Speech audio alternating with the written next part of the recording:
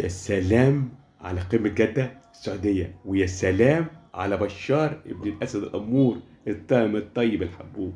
يا سلام على لذاذته، رجع في حضن العرب، رجع في حضن ابن سلمان وبن زايد، رجع في حضن مصر والسودان وكل الناس الحلوة. الراجل الطاهر، الراجل السكر، الراجل الطويل اللي زي ابوه الطاعم. يا سلام يا بشار يا اسد، يا سلام. راجع لكل العرب بالاحضان، بالاحضان يا بشار، بالاحضان. يلي كلك حنيه، يلي كلك براميل متفجره بسطت بيها الشعب السوري. يا سلام على جامعة الدول العربية، يا سلام على كل الرؤساء والملوك العرب.